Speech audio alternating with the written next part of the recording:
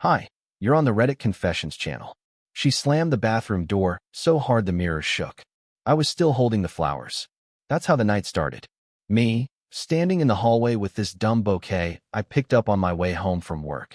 Daisies and lavender, because they reminded me of when we first moved in together. I thought maybe it'd help. Maybe she'd smile again. Maybe I wouldn't feel like I was living with a ghost who wore her skin. But she came out already dressed, black skirt, red heels, no coat, eyeliner sharp enough to cut glass. Her eyes were puffy, but her expression was ice. She reached for her purse on the counter and said, "Don't start." I hadn't said a word. When I followed her to the front door, she snapped. "I need to go, okay? Just this once. Just one night where I can breathe without you staring at me like I'm broken." She didn't say it to hurt me, but it did. I wasn't staring because she was broken. I was staring because I was scared she was slipping away and I didn't know how to hold on. I asked, begged, honestly, for her to stay. I told her I had a bad feeling, that the club she was going to wasn't safe, that I didn't trust her friend Milo, the one who always texted her at 1 a.m. with inside jokes I was never part of. She wiped her eyes hard and whispered, "If you loved me, you'd let me go." Then she left. She walked out into the cold like it didn't bother her at all. She didn't even take the flowers. I stood there in the living room with all the lights off, holding my phone like a lifeline, waiting for a call that never came. I thought about going after her. I even put on my shoes. But I didn't. I sat back down like a coward and watched her location blink on and off, until it just disappeared. I didn't sleep. I didn't even blink, I think. When the door opened again at 2:41 a.m., I knew something was wrong the second I saw her shadow. She didn't speak at first, just stood there like she forgot where she lived. Her lipstick was gone, her hands shaking. She looked like she'd aged 5 years in 5 hours. And then she whispered something I'll never forget, something that still echoes in my head like a siren. "I thought I was going to feel free tonight," she said, but instead, I saw something that ruined everything. She stood there for what felt like a full minute, swaying slightly, like the floor under her wasn't steady. The hallway light cast this long shadow behind her, stretching across the living room floor, but her eyes never met mine. I didn't move. I was still sitting where she left me, on the edge of the couch, the flowers now wilting on the coffee table. I waited for her to explain, to say anything. I wanted to run to her, wrap her in a blanket, ask if she was okay. But something about her face, something tight and haunted, froze me in place. "Finally," she said, almost like a confession, "I saw Milo with someone else tonight." I blinked. That wasn't what I expected. Milo, the guy who called her his favorite girl, and once jokingly asked her if I'd be cool with sharing her on weekends. The same Milo I never trusted, even when she swore he was harmless. My mouth went dry. I didn't know how to respond, so I just waited. She dropped her heels to the floor, then walked barefoot across the room. Her movements were slow, deliberate. She sat across from me, not beside me, and that distance felt louder than anything else in the room. He didn't know I saw. He was in the back area, kissing someone I didn't expect. Her voice cracked. It wasn't just that he cheated on his girlfriend. It was who he was with. I tried to follow, but it was like listening to a puzzle without enough pieces. "Who was it?" I asked carefully. She rubbed her temples like she was trying to erase the memory from her head. "My cousin, Brittany." I didn't know how to react. That was the cousin who had just moved back from Texas, the one who always seemed to be whispering in Callista's ear at family barbecues. The one who once laughed a little too hard when someone joked that she and Milo had matching chaos energy. Callista laughed bitterly, but there was no humor in it. The worst part? I think he planned for me to see it. He kept glancing at the entrance like he wanted to be caught. I stayed silent. I knew this wasn't really about Milo or Brittany. It was about whatever had cracked open inside her the moment she saw them together. She finally looked at me, really looked, and said, "I thought I was going out to prove something, that I could still be wanted, that I wasn't just fading, but all I found was more proof that everyone lies." It hit me like a slap.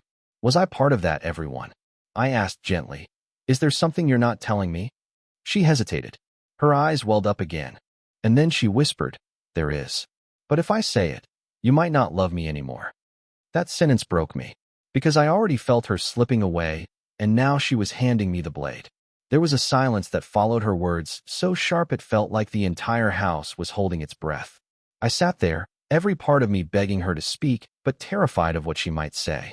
Her eyes were locked on the floor, her fingers picking at the edge of the couch cushion like she needed something to anchor her. I should have said something reassuring, should have told her that I'd love her no matter what, but the words stuck in my throat. She inhaled shakily and said, "When I told you I needed to feel something tonight." I wasn't lying. But I didn't just go to that club to dance or cry. I want to meet someone. That sentence shattered whatever illusion of normalcy was left. I felt like I had been holding a cracked glass, and someone just smashed it against my chest. My voice sounded like it belonged to someone else when I finally asked, "Someone who?" She looked up at me slowly, and it was the first time I'd seen guilt on her face, so raw it actually made me flinch.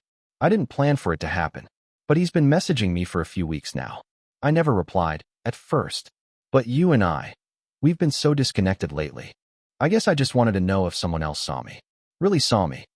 I didn't know whether I was furious, heartbroken, or just numb.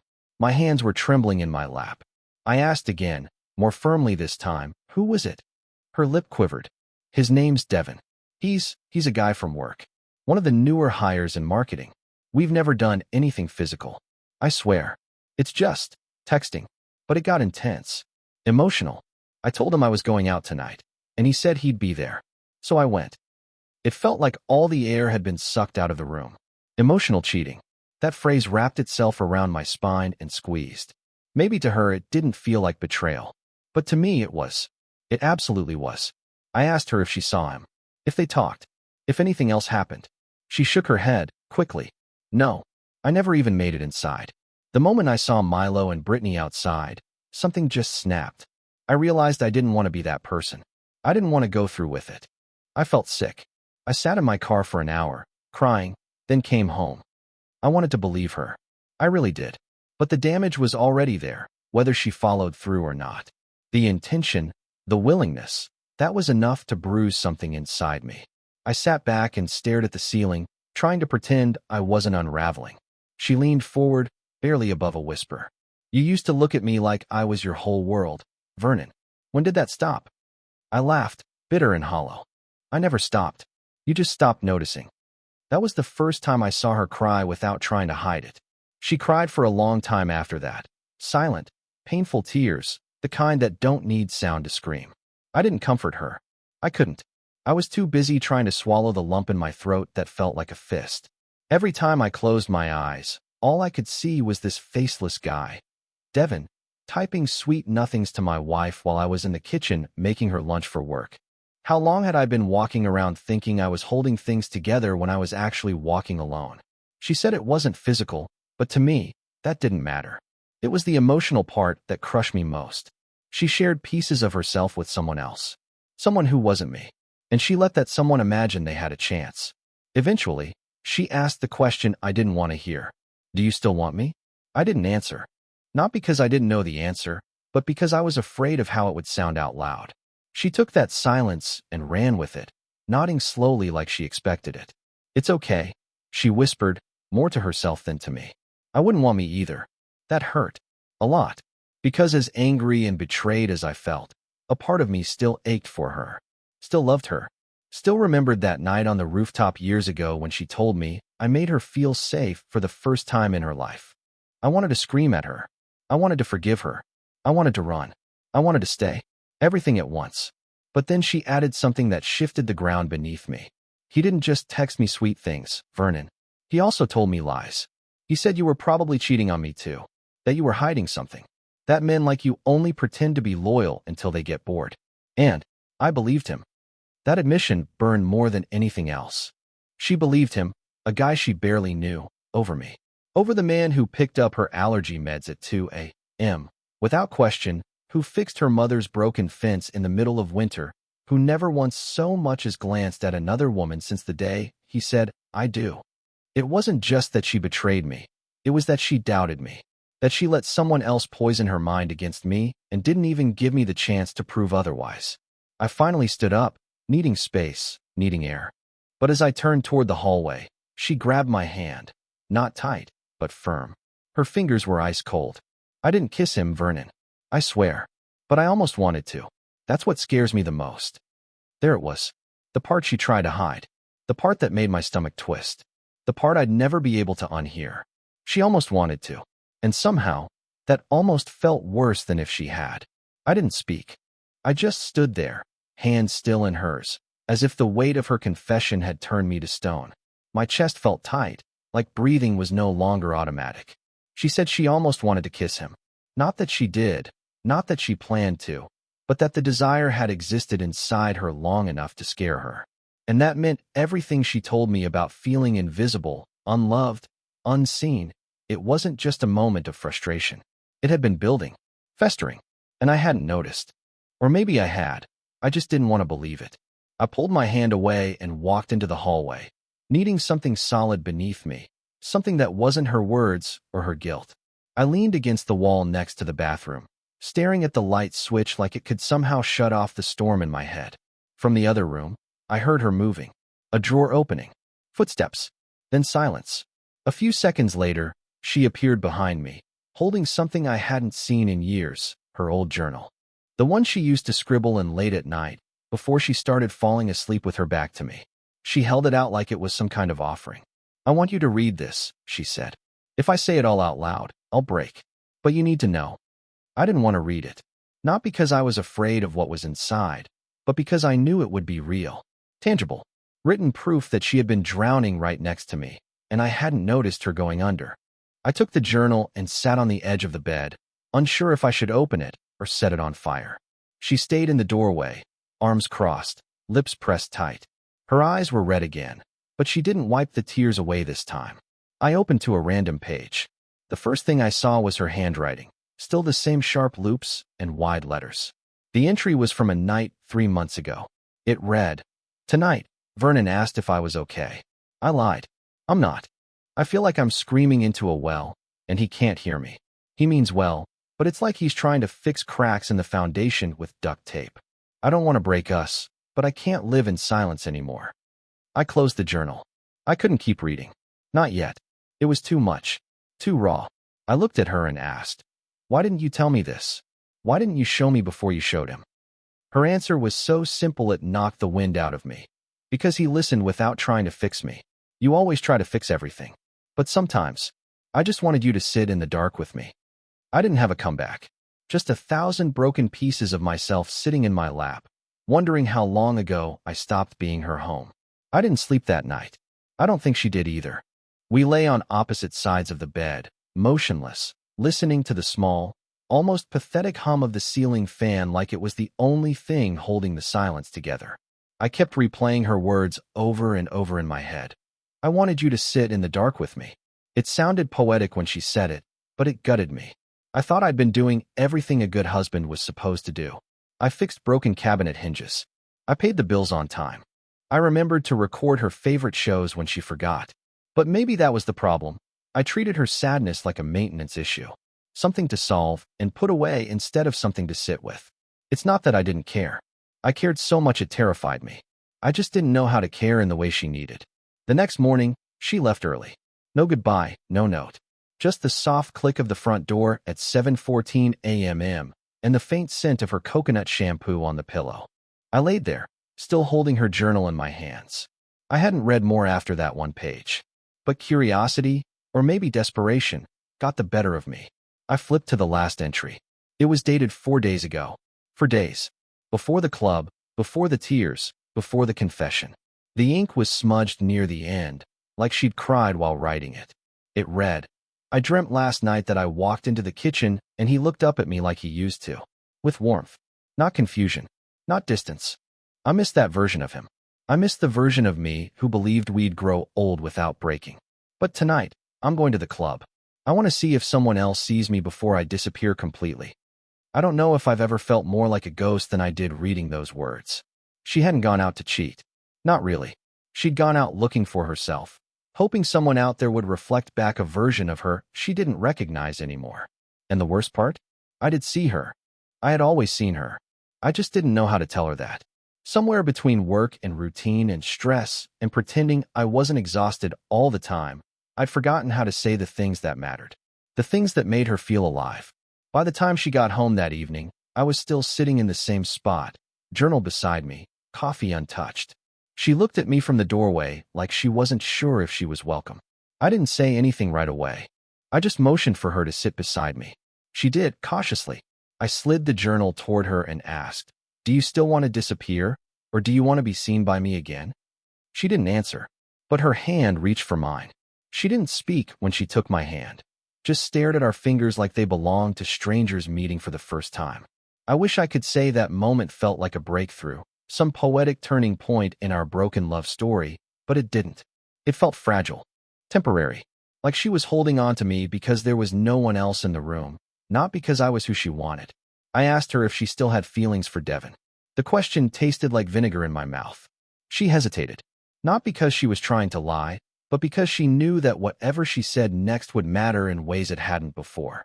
It wasn't about him, she finally whispered. It was about not feeling invisible. That answer didn't comfort me. It twisted something deeper inside, because it meant the problem wasn't him. It was us. Something in our foundation was cracked, and instead of telling me, she opened the window and let a stranger look in. Later that night, I went to the kitchen to find some quiet, but instead I found her phone buzzing on the counter. A message from an unknown number flashed on the screen. "I figured you'd ghost me. Still think about last week." I'd do it again. My stomach dropped. My ears rang. I stared at the message like it was a live wire, and I was seconds from electrocution. The timestamp was from 3 days before she went to the club. I scrolled up before my conscience could stop me. The messages were suggestive, not explicit, not graphic, but full of emotional tension. Late-night check-ins, inside jokes, mentions of wanting to see her outside of work. One message said, "You don't talk about him much." That a good sign or a bad one? And her reply? "Let's just say it's complicated." My chest tightened so fast I had to sit down. When she walked in and saw me with her phone, the color drained from her face. She didn't yell. She didn't try to snatch it back. She just stood there, completely still, like she'd been caught in a spotlight. "You said nothing happened," I muttered. "You said it was just texting." She nodded slowly, guilt thick in her eyes. "It was. But I didn't stop him when I should have. I let it go on too long because I liked the way it made me feel. Like I mattered."